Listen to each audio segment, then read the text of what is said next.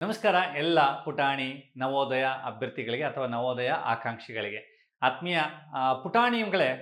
ಈಗಾಗಲೇ ನಾವು ನವೋದಯ ಪರೀಕ್ಷೆಯ ಹಿಂದಿನ ಪ್ರಶ್ನೆ ಪತ್ರಿಕೆಗಳ ಬಿಡಿಸುವಂಥ ಸರಣಿಯ ವಿಡಿಯೋಗಳನ್ನು ಮಾಡ್ತಾ ಇದ್ದೀವಿ. ಸೊ ಈ ವಿಡಿಯೋದಲ್ಲಿ 2021ನೇ ಸಾಲಿನಲ್ಲಿ ನಡೆದಂಥ ನವೋದಯ ಪ್ರಶ್ನೆ ಪತ್ರಿಕೆಯ ಮೆಂಟಲ್ ಎಬಿಲಿಟಿ ವಿಭಾಗದ ಪ್ರಶ್ನೆಗಳನ್ನು ನಾವು ಬಿಡಿಸ್ತಾ ಹೋಗೋಣ. ಈಗಾಗಲೇ ನಾವು ಪಾರ್ಟ್ 1, ಪಾರ್ಟ್ 2 ಮತ್ತು ಪಾರ್ಟ್ 3, ಪಾರ್ಟ್ 4ನ ಬಿಡಿಸಲಾಗಿದೆ. ಸೊ ಈಗ ಪಾರ್ಟ್ 5ಗೆ ನಾವು ಶುರು ಮಾಡ್ತಾ ಹೋಗೋಣ. ಸೊ ದಯವಿಟ್ಟು ತಮಗೆ ಈ ಮೂಲಕ ಕೇಳ್ಕೊಳ್ಳೋದೇನಪ್ಪ ಅಂತಂದರೆ, ನಮ್ಮ ಜನಗಣಮನ ಅಕಾಡೆಮಿಯ ಯೂಟ್ಯೂಬ್ ಚಾನಲ್ಗೆ ಸಬ್ಸ್ಕ್ರೈಬ್ ಆಗಿ, ಜೊತೆಗೆ ಇದರ ಏನು ಪೇಯ್ಡ್ ಕೋರ್ಸಸ್ ಏನಿದೆ ಇದನ್ನು ಪರ್ಚೇಸ್ ಮಾಡ್ಕೊಳ್ಳಿ. ಹೇಗೆ ಸರ್ ಇದನ್ನು ಪರ್ಚೇಸ್ ಮಾಡ್ಕೋಬೇಕಾಗುತ್ತೆ, ಹೆಚ್ಚು ವಿಡಿಯೋಗಳನ್ನು ಹೇಗೆ ನನ್ನಲ್ಲಿ ಕಲಿಯೋಕ್ಕೆ ಸಾಧ್ಯ ಇದೆ ಅಂತಲೇ ಕೆಳಗಡೆ ಬರ್ತಾ ಇರುವಂಥ ಈ ನಂಬರನ್ನು ನೀವು ನೋಟ್ ಮಾಡ್ಕೊಂಡು ಈ ನಂಬರ್ಗೆ ಸಂಪರ್ಕಿಸಿದ್ರೆ ಸಿಗುತ್ತೆ ಅಂತ ಹೇಳ್ತಾ, ರೈಟ್. ಸೊ ನಾವು ಮೊದಲು ಪ್ರಶ್ನೆ ನೋಡ್ತಾ ಹೋಗೋಣ. ಎಸ್ ಪುಟಾಣಿ ಮಕ್ಕಳ, ಇಲ್ಲಿ ಪಾರ್ಟ್ 5ರಲ್ಲಿ 17ರಿಂದ 20ರವರೆಗೆ 4 ಪ್ರಶ್ನೆಗಳು ಬರ್ತವೆ. ಈ 4 ಪ್ರಶ್ನೆಗಳಲ್ಲಿ ಏನಾಗಿರುತ್ತೆ ಅಂತಂದರೆ, ಸೊ ಇಲ್ಲಿ ಏನಾಗಿರುತ್ತೆ, 2 ಸೆಟ್ ಇರುತ್ತೆ. ಫಿಗರ್ ಕ್ವಶನ್ ಅಂತ ಬರುತ್ತೆ, ಅಂದರೆ ಪ್ರಶ್ನೆಯ ಚಿತ್ರಗಳು ಅಂತ ಬರುತ್ತೆ. ನೆಕ್ಸ್ಟು ಆನ್ಸರ್ ಚಿತ್ರಗಳು, ಉತ್ತರಕ್ಕೆ ಸಂಬಂಧಪಟ್ಟಂಥ ಚಿತ್ರಗಳು ಬರ್ತವೆ. ಫಿಗರ್ ಆ್ಯಕ್ಚುಲಿ ನಾವು ಇದನ್ನು ಅನಾಲಜಿ ಅಂತೇಳಿ ಕರಿತಾ ಹೋಗ್ತೀವಿ, ಫಿಗರ್ ಅನಾಲಜಿ ಅಂತೇಳಿ ಕರಿತೀವಿ. ಅಥವಾ ಇಲ್ಲೇನಾಗುತ್ತೆ, ಈ ಪ್ರಶ್ನೆಯಲ್ಲಿ 2 ಪಾರ್ಟ್ ಬರ್ತವೆ. ಒಂದು ಪಾರ್ಟಲ್ಲಿ ಆಯಿತಾ, ಒಟ್ಟು 2 ಪಾರ್ಟು 3 ಚಿತ್ರಗಳಿರ್ತವೆ. 4ನೇ ಜಾಗದಲ್ಲಿ ಕ್ವಶನ್ ಮಾರ್ಕ್ ಇರ್ತವೆ. 1ರಿಂದ 2ಕ್ಕೆ ಯಾವುದೋ ಒಂದು ರೀತಿಯಾದಂಥ ಸಂಬಂಧ ಇದೆ. 1ರಿಂದ 2ಕ್ಕೆ ಯಾವುದೋ ಒಂದು ರೀತಿಯಾದಂಥ ಸಂಬಂಧ ಇದೆ. ಅದೇ ರೀತಿ 3ರಿಂದ 4ಕ್ಕೆ ಯಾವ ರೀತಿ ಸಂಬಂಧ ಇರುತ್ತೆ, 3ನೇ ಡಯಾಗ್ರಾಮ್ ಕೊಟ್ಟಿರ್ತಾರೆ, 4ನೇದು ಕ್ವಶನ್ ಮಾರ್ಕ್ ಇರುತ್ತೆ. ಆ 1ರಿಂದ 2ಕ್ಕೆ ಯಾವ ರೀತಿ ಬದಲಾವಣೆ ಆಗಿದೆ ಅಂತ ನೋಡಿಕೊಂಡು 3ರಿಂದ 4ಕ್ಕೆ ಯಾವ ರೀತಿ ಬದಲಾವಣೆ ಆಗುತ್ತೆ ಅನ್ನೋದನ್ನು ನಾವು ಅನಾಲಿಸಿಸ್ ಮಾಡಿ, ಸೊ ಕೊಟ್ಟಿರುವಂಥ 4 ಆಯ್ಕೆಗಳಲ್ಲಿ ಒಂದನ್ನು ಆಯ್ಕೆ ಮಾಡಿ ಉತ್ತರಿಸಬೇಕಾಗುತ್ತೆ, ರೈಟ್. ಸೊ ಮತ್ತೊಮ್ಮೆ ಹೇಳ್ತೀನಿ ಮಕ್ಕಳ, ಪ್ರಶ್ನೆಯಲ್ಲಿ ಆ್ಯಕ್ಚುಲಿ 3 ಚಿತ್ರಗಳಿರ್ತವೆ, ಪ್ರಶ್ನೆಯ ಚಿತ್ರಗಳು ಅಂತೇಳಿ. ಒಂದು 4ನೇ ಚಿತ್ರದ ಬಾಕ್ಸ್ ಇರುತ್ತೆ, ಅಲ್ಲಿ ಕ್ವಶನ್ ಮಾರ್ಕ್ ಇರುತ್ತೆ. 1, 2 ಚಿತ್ರಗಳೇನಿದೆ, 1ನೇ ಚಿತ್ರ 2ನೇ ಚಿತ್ರಕ್ಕೆ ಬರಬೇಕಾದಾಗ ಯಾವುದೋ ಒಂದು ರೀತಿಯಲ್ಲಿ ಒಂದು ಸಂಬಂಧ ಅಥವಾ ಯಾವುದೋ ಒಂದು ರೀತಿ ಬದಲಾವಣೆ ಆಗಿರುತ್ತೆ, ಒಂದು ನಿಯಮಕ್ಕೆ ಅನುಸಾರವಾಗಿ ಬದಲಾವಣೆ ಆಗಿರುತ್ತೆ. ಅದೇ ರೀತಿ 3ರಿಂದ 4ಕ್ಕೆ ಹೋಗ್ಬೇಕಾದ್ರೆ 1ರಿಂದ 2ಕ್ಕೆ ಹೋಗ್ಬೇಕಾದಾಗ ಏನೆಲ್ಲ ಬದಲಾವಣೆ ಆಗಿತ್ತೋ ಅದೇ ನಿಯಮನ ಇಲ್ಲಿ ಇದಕ್ಕೆ ಅಪ್ಲೈ ಮಾಡಬೇಕಾಗತ್ತೆ. ಸೊ ಇಷ್ಟೇ.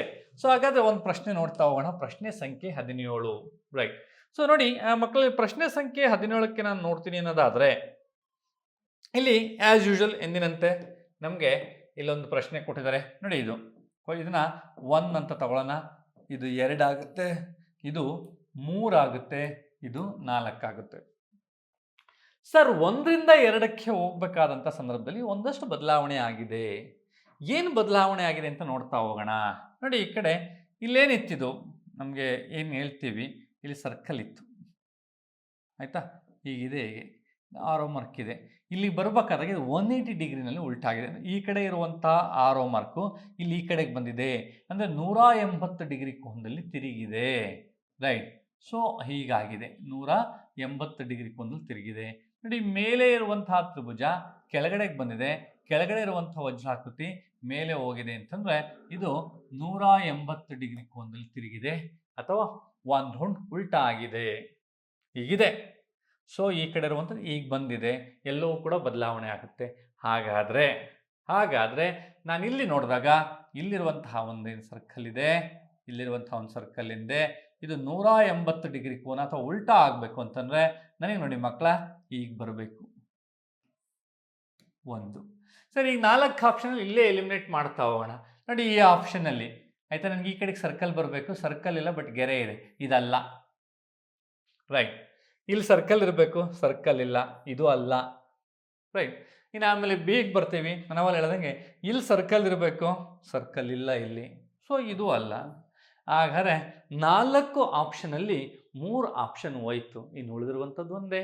ಆಯಿತು ಸರ್, ಇದಂತ ಬಂದಾಗ ಸೇಮ್ ಇದು ಉಲ್ಟಾ ಆಗುತ್ತೆ, ಉಲ್ಟಾ ಆದಾಗ ಹೀಗೆ ಬರುತ್ತೆ, ರೈಟ್. ಸೊ ಇದು ಮೇಲೆ ಹೋಗುತ್ತೆ, ಇದು ಸಿಮಿಲರ್ ಇದಿದೆ. ಎಸ್, ಈ ಪ್ರಶ್ನೆಗೆ ಸರಿಯಾದ ಉತ್ತರ ಇದೆ.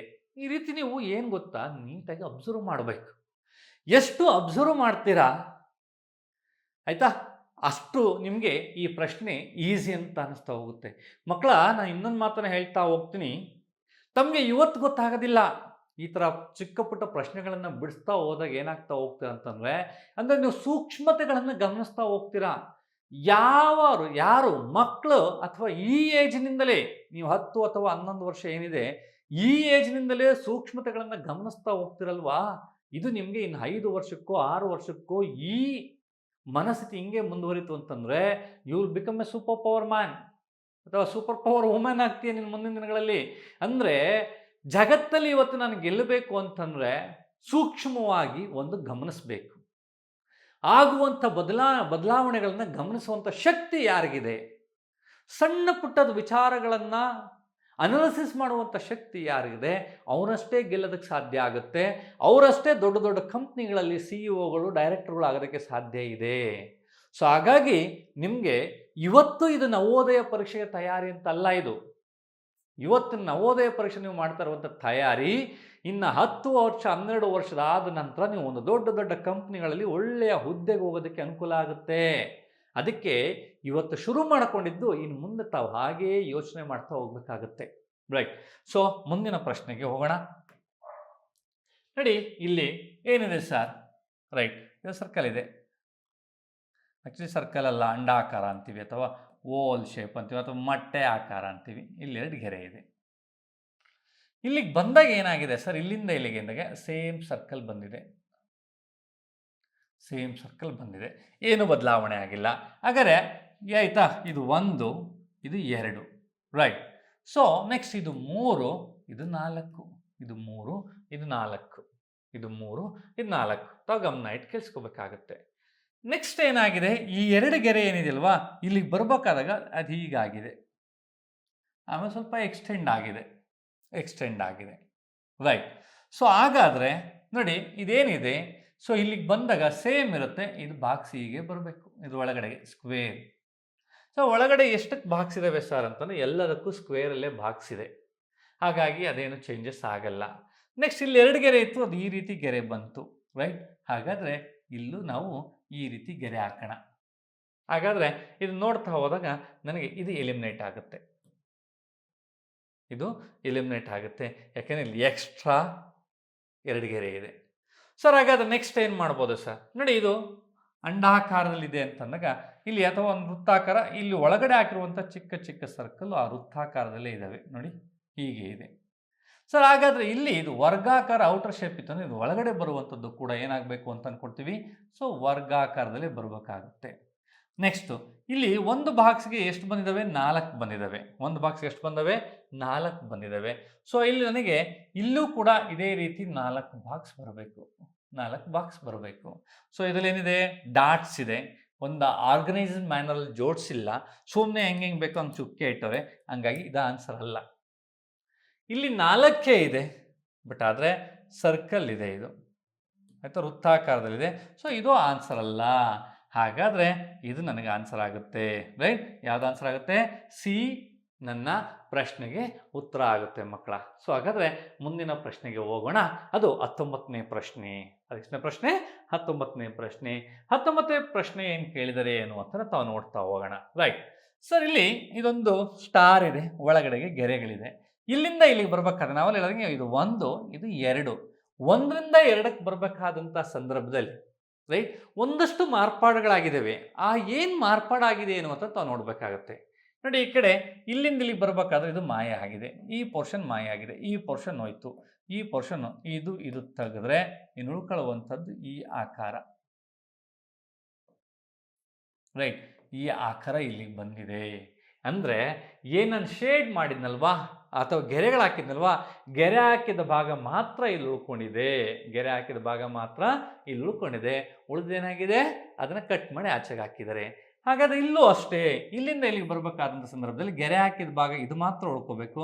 ಇದು ಕಟ್ಟಾಗಬೇಕು, ಇದು ಕಟ್ಟಾಗಬೇಕು, ಉಳ್ಕೊಳ್ಬೇಕು ಅಂತಂದರೆ ಇಷ್ಟು ಮಾತ್ರ ಬರುತ್ತೆ. ಹಾಗಾದರೆ ಯಾವುದಪ್ಪ? ರೈಟ್. ಇದೆಲ್ಲ ಆನ್ಸರ್. ಇದು ಸೈಡ್ಗಿದೆ, ಇದಲ್ಲ, ಇದು ಆ ಕಡೆಗೆ ಹೋಗಿದೆ, ಇದು ಅಲ್ಲ, ಇದು ಕರೆಕ್ಟಾಗಿದೆ. So then my answer is B. ನಾನು ಆಲ್ರೆಡಿ ಹಿಂದಿನ ವಿಡಿಯೋಗಳಲ್ಲಿ ಹೇಳಿದ್ದೀನಿ, ಎಕ್ಸಾಮಲ್ಲಿ ಆ ಶೇಡ್ ಮಾಡೋದು ಕೂಡ ಇಂಪಾರ್ಟೆಂಟ್ ಆಗುತ್ತೆ. ಹೀಗೆ ಸರ್ಕಲ್ ಇತ್ತು ಅಂತಂದರೆ ನೀಟಾಗೆ ತಾವುಗಳು ಅದನ್ನ ಏನು ಮಾಡ್ಬೇಕಾಗತ್ತಪ್ಪ ಅಂತಂದರೆ ಶೇಡ್ ಮಾಡ್ತಾ ಹೋಗ್ಬೇಕಾಗುತ್ತೆ. ನೀಟಾಗಿ ತಾವು ಇದನ್ನು ಶೇಡ್ ಮಾಡ್ತಾ ಹೋಗ್ಬೇಕಾಗುತ್ತೆ. ರೈಟ್. ಸೊ ನೆಕ್ಸ್ಟು ಪ್ರಶ್ನೆ ಸಂಖ್ಯೆ 20. ಪ್ರಶ್ನೆ ಸಂಖ್ಯೆ 20 ನೋಡಿ, ಸೇಮ್ ಇದು 1 2 ಒಂದರಲ್ಲಿ ಬಿ ಇದೆ. ಇಲ್ಲಿಗೆ ಬರಬೇಕಾದಾಗ ಹೀಗಿರುವಂಥದ್ದು ಈಗ ಒಂದು ಉಲ್ಟಾ ಮಾಡಿದ್ದೀವಿ. ಸೊ ಈಗ ಉಲ್ಟಾ ಮಾಡಿದಾಗ ಇದಾಗಿದೆ. ಅದೇ ರೀತಿ 1ರಿಂದ 2ಕ್ಕೆ ಯಾವ ರೀತಿ ಬದಲಾಯ್ತಲ್ವಾ, 2ರಿಂದ 3 ಅಥವಾ 3ರಿಂದ 4 ಕೂಡ ಅದೇ ರೀತಿ ಬದಲಾಗಬೇಕು.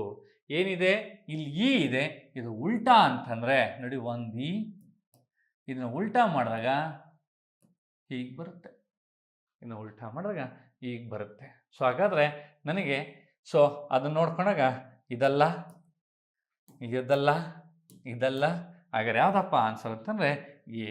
Right. So A is my answer.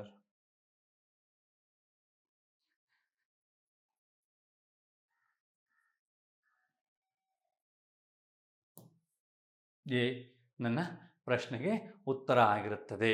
A ನನ್ನ ಪ್ರಶ್ನೆಗೆ ಉತ್ತರ ಆಗಿರುತ್ತದೆ. Next part 6. ಸೊ ಈ ಪಾರ್ಟ್ 6ಅಲ್ಲಿ ಪ್ರಶ್ನೆ ಸಂಖ್ಯೆ 21ರಿಂದ 24ರವರೆಗೆ 4 ಪ್ರಶ್ನೆಗಳಿರ್ತವೆ. ಪ್ರಶ್ನೆ ಸಂಖ್ಯೆ 21ರಿಂದ 24ರವರೆಗೆ 4 ಇರ್ತವೆ. ಇಲ್ಲಿ ಒಂದು ಪ್ರಶ್ನ ಅಥವಾ ಪ್ರಶ್ನೆಗೆ ಸಂಬಂಧಪಟ್ಟಂಥದ್ದು ಏನಂತ ಹೇಳ್ತೀವಿ, ಫಿಗರ್, ಕ್ವಶನ್ ಫಿಗರ್ ಅಂತ ಕರಿತೀವಿ, ಅಥವಾ ಪ್ರಶ್ನೆಗೆ ಸಂಬಂಧಪಟ್ಟ ಚಿತ್ರ ಇರುತ್ತೆ. ಆ ಚಿತ್ರ it may be a circle, ಅದು ವೃತ್ತಾಕಾರವಾಗಿರ್ಬೋದು, ಆಯತಾಕಾರದಲ್ಲಿರ್ಬೋದು, ವರ್ಗಾಕಾರದಲ್ಲಿರ್ಬೋದು, ಅಥವಾ ತ್ರಿಭುಜಾಕಾರದಲ್ಲಿರ್ಬೋದು. ಇದರಲ್ಲಿ ಒಂದಷ್ಟು ಭಾಗವನ್ನು ಕಟ್ ಮಾಡಿ ತೆಗೆದಿರ್ತಾರೆ ಆಚೆಗೆ. ಸೊ ಇನ್ನು ಬಲಭಾಗದಲ್ಲಿ 4 ಆಪ್ಷನ್ಸ್ ಇರ್ತವೆ. ಈ 4 ಆಪ್ಷನ್ಸ್ಗಳಲ್ಲಿ 4 ಚಿತ್ರ ಇರ್ತವೆ. ಆ ಚಿತ್ರದ ಯಾವ ಭಾಗವನ್ನು ತಂದು ಇದಕ್ಕೆ ನಾನು ಜೋಡಿಸಿದ್ರೆ ಅದು ಎಕ್ಸಾಕ್ಟ್ಲಿ ಆ ಜಿಯೋಮೆಟ್ರಿಕಲ್ ಶೇಪ್ ಅಥವಾ ಭೌಗೋಳಿಕ ಆಕೃತಿ ಆಗುತ್ತೆ ಅನ್ನುವಂಥದ್ದು ನಾನು ಕಂಡುಹಿಡಿಬೇಕಾಗುತ್ತೆ. ಇಷ್ಟೇ, ಇಷ್ಟು ಬಿಟ್ಟರೆ ಏನಿಲ್ಲ. ರೈಟ್. ಸೊ ಒಂಚೂರು ಇಲಿ ಕಿತ್ಕೊಂಡು ತಿಂದಿರುತ್ತೆ ರೊಟ್ಟಿ, ಆಯಿತಾ, ಆ ಭಾಗಕ್ಕೆ, ಅಥವಾ ನಮ್ಮ ಮನೆಗೆ ಒಂದು ಸಲ ವೃತ್ತಾಕಾರ ಚಪಾತಿ ಇರುತ್ತೆ, ಹಿಂಗೆ ಹಾಕೊಂಡು ಕಿತ್ತಿರ್ತೀವಿ. ಸೊ ವಾಪಸ್ ತಂದು ಜೋಡಿಸ್ಬೇಕು, ವಾಪಸ್ ತಂದು ಜೋಡಿಸುವಂಥ ಕೆಲಸ ಅಷ್ಟೇ ಮಾಡಬೇಕಾಗುತ್ತೆ, ಬಿಟ್ಟರೆ ಏನಿಲ್ಲ ಮಕ್ಕಳ. ಸೊ ನೋಡಿ, ಎಷ್ಟು ನಾನು ಆಯಿತಾ ವಾಪಸ್ ತಂದು ಜೋಡಿಸ್ಬೇಕು ಅಂತ ಹೇಳ್ತೀವಲ್ವ, ಅದು ಜೋಡಿಸೋದು ಭಾಳ ಇಂಪಾರ್ಟೆಂಟು, ಜೋಡಿಸುವಂಥದ್ದು ಭಾಳ ಇಂಪಾರ್ಟೆಂಟು. ಸೊ ಇದರಲ್ಲಿ 4 ಪ್ರಶ್ನೆ ಇರ್ತವೆ. ಹಾಗಾದರೆ ಪ್ರಶ್ನೆ ಸಂಖ್ಯೆ 21ನ್ನು ನಾವೀಗ ಸ್ಟಡಿ ಮಾಡ್ತಾ ಹೋಗೋಣ. ರೈಟ್. ನೋಡಿ, ತಾವು ಮನಸ್ಸಿಟ್ಟು ನೋಡಿದಾಗ ಪ್ರಶ್ನೆ ಸಂಖ್ಯೆ 21 ಅಂತ ಬಂದಾಗ 21ರಲ್ಲಿ ಫಸ್ಟ್ ಒಂದು ಇದಿದೆ, ಈ ಪ್ರಶ್ನೆ. ರೈಟ್. ಇದು ಒಂದು ವೃತ್ತಾಕಾರ ಇದೆ, ಸರ್ಕಲ್ ಶೇಪಲ್ಲಿದೆ. ಮೇಲೆಗಡೆ ಪೋರ್ಷನನ್ನು ಕಟ್ ಮಾಡಿ ಆಚೆಗಿಟ್ಟವ್ರೆ, ಕಟ್ ಮಾಡಿ ಆಚೆಗಿಟ್ಟವ್ರೆ. ಈಗ ಅದನ್ನು ವಾಪಸ್ ಪುನಃ ತಂದು ಯಾವುದನ್ನು ಸೇರಿಸ್ಬೇಕು, ಎ ಸೇರಿಸ್ಬೇಕಾ, ಬಿ ಸೇರಿಸ್ಬೇಕಾ, ಸಿ ಸೇರಿಸ್ಬೇಕಾ, ಡಿ ಸೇರಿಸ್ಬೇಕಾ ಅನ್ನುವಂಥದ್ದು ನಮಗೆ ದೊಡ್ಡ ಗೊಂದಲ ಆಗುತ್ತೆ. ಸರ್, ಯಾವುದನ್ನು ಸೇರಿಸ್ಬೇಕು, ಹೇಗೆ ಮಾಡಬೇಕು ಅಂತಂದರೆ ಇದನ್ನು ನಾವು ಎಕ್ಸ್ಟೆಂಡ್ ಮಾಡೋದನ್ನು ಅಭ್ಯಾಸ ಮಾಡ್ಕೋಬೇಕು. ಹೀಗಿದೆಯಲ್ವಾ, ಇದನ್ನ ಹೀಗೆ ಎಕ್ಸ್ಟೆಂಡ್ ಮಾಡ್ಕೋಬೇಕು.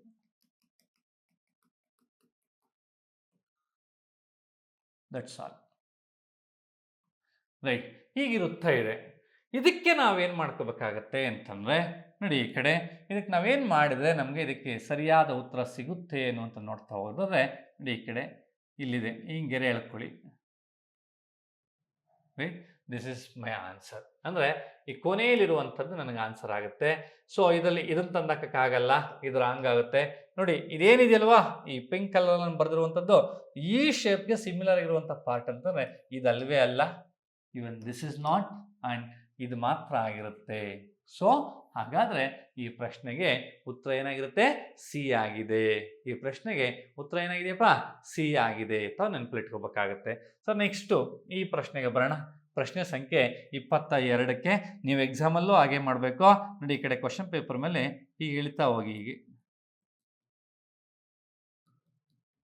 You have to do the same thing in your exam.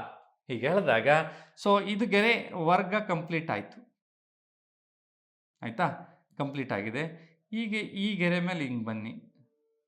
Right. So ನೋಡಿ, ಈಗ ಆಯಿತಾ, ಪರಿಪೂರ್ಣ ವರ್ಗ ಆಯಿತು. ಸೊ ಹಾಗಾದರೆ ಈ ಥರದ ಶೇಪ್ ಎಲ್ಲಿದೆ ಸರ್ ಅಂತ ನಾವು ನೋಡ್ತಾ ಹೋದರೆ, ಈ ಥರದ ಶೇಪ್ ಎಲ್ಲಿದೆ ಅಂತ ನೋಡ್ತಾ ಹೋದರೆ ಇದಲ್ಲ, ಇದಲ್ವೇ ಅಲ್ಲ. ರೈಟ್. ಇದಲ್ಲ, ಅದಲ್ಲ ಅಂತಂದರೆ ಇನ್ನು ಉಳಿದಿರುವಂಥದ್ದು ನಿಮಗೆ ಇಲ್ಲಿ ಬಿ ಇದೆ ಮತ್ತು ಅಲ್ಲೂ ಒಂದಿದೆ, ಯಾವುದಿದೆ, ಡಿ ಇದೆ.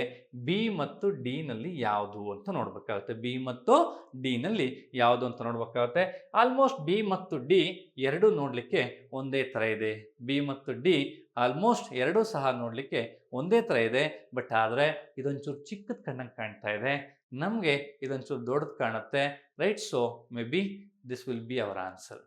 ಯಾಕೆ ಸರ್ ಅಂತಂದರೆ ನೋಡಿ, ಇಲ್ಲಿ ಗಮನ ಇಟ್ಟು ಕೇಳಿಸ್ಕೋಬೇಕು. ಈ ಲೈನಿಗೆ ನಾನು ಸರ ಗೆರೆ ಎಳೆದಾಗ ಇಲ್ಲಿ ಇಷ್ಟು ಹೈಟ್ ಬರಬೇಕು, ರೈಟ್? ನೋಡಿ ಏನಿದೆಯಲ್ವಾ, ಇಷ್ಟು ವಿಡ್ತ್ ಆದ್ರೆ ಇಲ್ಲಿ ಇರಲೇಬೇಕು. ಬಟ್ ಇಲ್ಲಿ ವಿಡ್ತ್ ಕಡಿಮೆ ಇದೆ. ಇಲ್ಲಿ ವಿಡ್ತ್ ಕಡಿಮೆ ಇರೋದ್ರಿಂದ ಇದು ವಿಡ್ತು ಇಲ್ಲಿನ ವಿಡ್ತ್ಗೆ ಆಲ್ಮೋಸ್ಟ್ ಸಿಮಿಲರ್ ಆಗಿರೋದ್ರಿಂದ I will go with the answer D. D ನನ್ನ ಪ್ರಶ್ನೆಗೆ ಉತ್ತರ ಆಗುವಂಥ ಸಾಧ್ಯತೆ ಇದೆ. ನನ್ನ ಪ್ರಶ್ನೆಗೆ ಉತ್ತರ ಆಗುವಂತಹ ಸಾಧ್ಯತೆ ಇದೆ. ಸೊ ಮುಂದಕ್ಕೆ ಹೋಗೋಣ. ಪ್ರಶ್ನೆ ಸಂಖ್ಯೆ 23. ಪ್ರಶ್ನೆ ಸಂಖ್ಯೆ 23. ಸೊ ಆ್ಯಸ್ ಯೂಶುವಲಿ ಇದೊಂದು ತ್ರಿಭುಜ. ಇದೊಂದೇನಪ್ಪ, ತ್ರಿಭುಜ. ಇದನ್ನು ಈ ತ್ರಿಭುಜವನ್ನು ನಾನು ಮುಂದುವರಿಸಿದಾಗ, ಸೊ ಅದನ್ನು ಪರಿಪೂರ್ಣಗೊಳಿಸಿದಾಗ ನೋಡಿ ಹೀಗೆ ಬರುತ್ತೆ, ರೈಟ್? ಸೊ ಹಾಗಾದರೆ ಈಗ ಹೋಗಿ ಈಗ ಬಂದು ಈಗ ಬರಬೇಕು. ಸೊ ಎ ಬರಲ್ಲ, ಬಿ ಬರಲ್ಲ, ನನಗೆ ಉಳಿದಿರುವಂಥದ್ದು ಸಿ ಮತ್ತು ಡಿ. ಸಿ ಮತ್ತು ಡಿ. ಸರ್ ಸಿ ಮತ್ತು ಡಿ ನಲ್ಲಿ ನೋಡೋಕ್ಕೆ ಮೇಲ್ಗಡೆ ಪೋರ್ಷನ್ ಎರಡು ಇದೇ ಥರ ಕಾಣಿದೆ, ಸೇಮ್ ಇದೆ, ಆಯಿತಾ? ಬಟ್ ನನಗೆ ನೋಡಿ ಇದು ಗೆರೆ ಈ ರೀತಿ ಬಂದಿದೆ, ಇದು ಈ ರೀತಿ ಬಂದಿದೆ. ಬಟ್ ಇಲ್ಲೇನಾಗಿದೆ, ಗೆರೆ ಒಳಗೆ ಹಿಂಗೆ ಹೋಗಿದೆ. ಸೊ ಹಂಗಾಗಿ ಇದೆಲ್ಲ ಉಳಿದಿರುವಂಥದ್ದು ಸಿ ಮಾತ್ರ ನನ್ನ ಪ್ರಶ್ನೆಗೆ ಉತ್ತರ ಆಗುತ್ತೆ. ಸಿ ಮಾತ್ರ ನನ್ನ ಪ್ರಶ್ನೆಗೆ ಉತ್ತರ ಆಗುತ್ತೆ. ಸೊ ಹಾಗಾದರೆ ಪ್ರಶ್ನೆ ಸಂಖ್ಯೆ 24ಕ್ಕೆ ಹೋಗೋಣ. ಮಕ್ಕಳ ಆ 4 ಸೇಮ್ ಹೀಗೆ ಮಾಡ್ತಾ ಹೋಗೋಣ. ಏನು ಮಾಡ್ಬೋದು ನಾವು ಅಂತಂದರೆ ನೋಡಿ, ಇದು ನಿಂಗೆ ಎಕ್ಸ್ಟೆಂಡ್ ಮಾಡೋಣ.